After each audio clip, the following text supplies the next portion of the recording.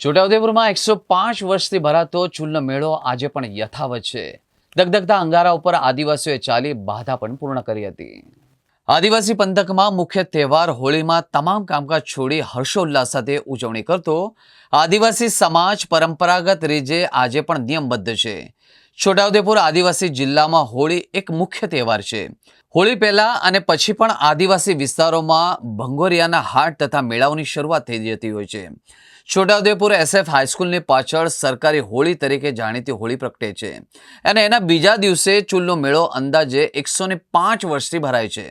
આજે પણ ચૂલનો મેળો યોજાયો હતો અને આ ચૂલના મેળામાં છોટાઉદેપુર નગરની તથા આસપાસના ગામડાની પ્રજા મેળાનો આનંદ માણવા ઉમટી હતી। ખાસ તો આ મેળાની અંદર વિશેષતા એ હોય છે કે આદિવાસીઓએ બાધા રાખી હોય તેઓ પૂર્ણ થતાં દગદગતા અંગારા ઉપર ચાલે છે અને બાધા પણ પૂર્ણ કરે છે। હોળી પ્રગટ હોય એના બીજા દિવસે જ્યાં હોળી પ્રગટ હોય એની નજીકમાં એક લાંબો ખાડો ખોદવામાં આવે છે અને તેમાં હોળીના અંગારા હોય એ નાખવામાં આવે છે। એના ઉપર જે વ્યક્તિઓ પોતાના ઉપર અથવા તો તેના પરિવારના માથે મુશ્કેલી આવી જતી હોય એ દૂર થતા અગ્નિ ઉપર ચાલવાની બાધા રાખતા એ પૂર્ણ કરે છે।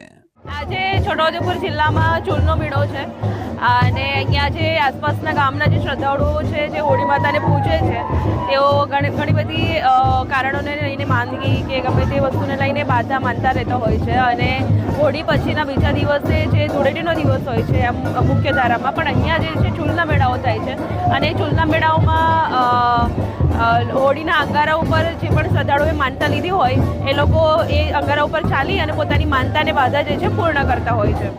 અમે છોટાઉદેપુર જિલ્લામાંથી છેલ્લા 40 વર્ષથી અહીં દેખાય છે કે ચૂલનો મેળો ભરાય છે। અહીંયા ચૂલનો મેળો ભરાય છે અને મારી બાધા હતી કે અમે ચૂલમાં ઉતરીએ અને વર્ષોથી અહીંયા છે ને બધા ઉતારતા આવે છે।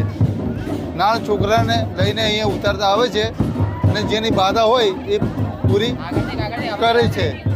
આપ અત્યારે જોઈ રહ્યા છો છોટાઉદેપુરની અંદર હોળીના બીજા દિવસે પરંપરાગત મુજબ આગલે દિવસના અંગારા જે હોય છે એની અંદર આદિવાસીઓ ખુલ્લા પગે ચાલતા હોય છે। આ પરંપરા વર્ષોથી થતી હોય છે। રાજા મહારાજા વખતથી અત્યારે લોકશાહીમાં પણ ચાલુ જ છે। હું અહીંયા પ્રોપર છોટાઉદેપુરનો છું, પાછળ જ રહેવાસી છું।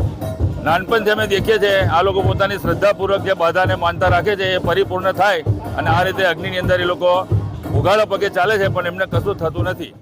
आज जो होली के उत्सव पर जो धुलेटी के उत्सव पर जो देखने में यहाँ मेला आयोजन किया जा रहा है तो सभी आदिवासी भाई बंधुओं को यहाँ के निवासियों को मेला बनाते हुए देख के बहुत ही आनंद हो रहा है और ये मेरे लिए भी एक गर्व की अनुभूति है कि सब लोग यहाँ साथ में आके मुझे ये सब देखने का मौका मिल रहा है।